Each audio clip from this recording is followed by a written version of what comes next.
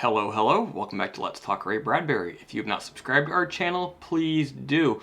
So we are down to story number 91 out of 100 in the collection Bradbury stories. Looking forward to wrapping this collection up very shortly. But for today, we're going to review another story in the form of Death and the Maiden. A woman in her 90s named Old Ma'am lives in the middle of nowhere out beyond the towns and beyond the forest in the middle of the countryside. She's lived there locked in her house for over half of her life, never coming out, never allowing any visitors in because she is hiding from Death, who she perceives to be this being in dark clothing and a pale face who's ever seeking to find his way in every single way possible, be it germs, be it the light, be it even electricity through the wires which she had shut off so he could not slip in that way. One day, a seemingly pleasant young man in white comes to her door selling something mysterious to her in a bottle of green liquid. He says that it contains 24 hours of her life as she was as an 18-year-old, that it will give her the chance to relive that time of her prime and all the joys and beauty of a young life with lots of possibilities before her. She looks at him, finally, conceding to do that, and she decides that he resembles Willie Winchester, a young man from her past, long gone, but he seems to look like he did when she knew him in his early 20s. She reluctantly throws open the doors and the windows and lets the light in, and she takes the potion, and in exchange for this bottle, with which she gets 24 hours of her youth back, she must agree to sleep with him forever, which sounds like sex initially, because she is said to be a maiden, although at 90, but I think it really just means she's agreeing to let go of life and to die and to sleep eternally, peacefully, forevermore. So this little tale is apparently about fearing death for the most part. You have an old lady, Old Ma'am, who she's so caught up in her desire to not die that she's shut out the world for many years. And while she is, in fact, we believe, alive, she might as well be dead because she's not living. And at one point in the story, the salesman, the Willie Winchester character, actually sort of hints that, you've been dead these past 30 years or whatever. And I'm not sure if it's literal. It's not really clear to me in the story, but I think what he's saying is, in essence, true. She was as good as dead because she was hiding from the world and not allowing any joy into her life.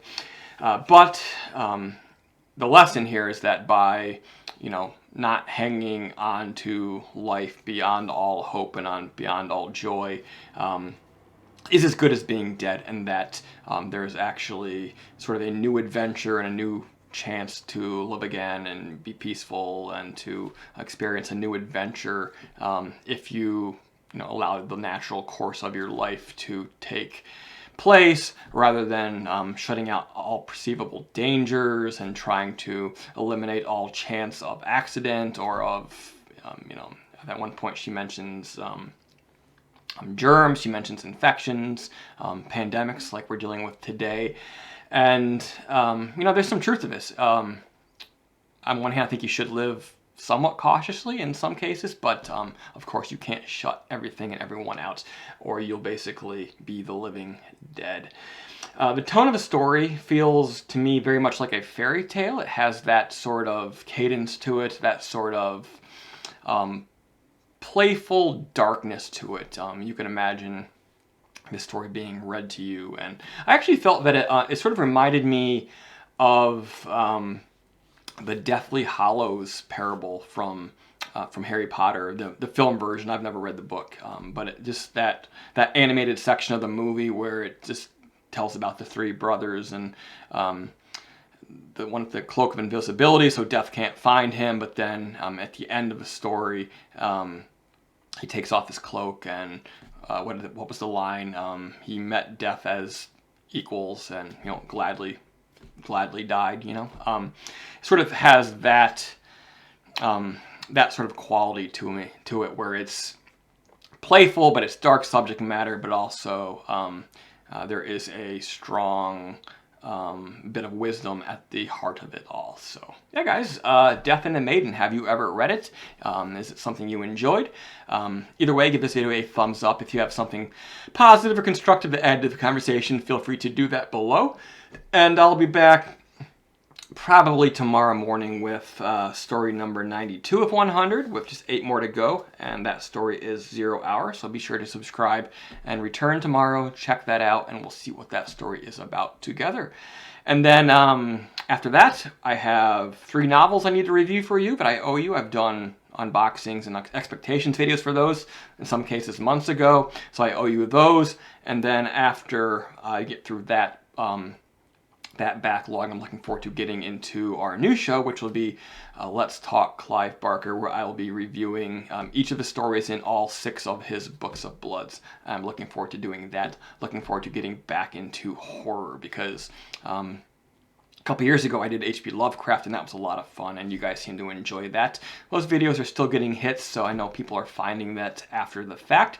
But I look forward to getting into Clive Barker.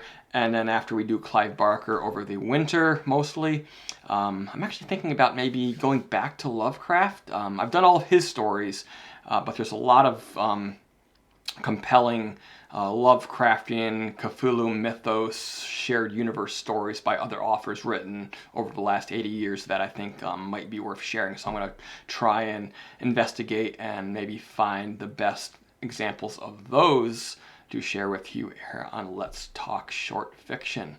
All right, guys, thank you for watching, and I'll see you again soon.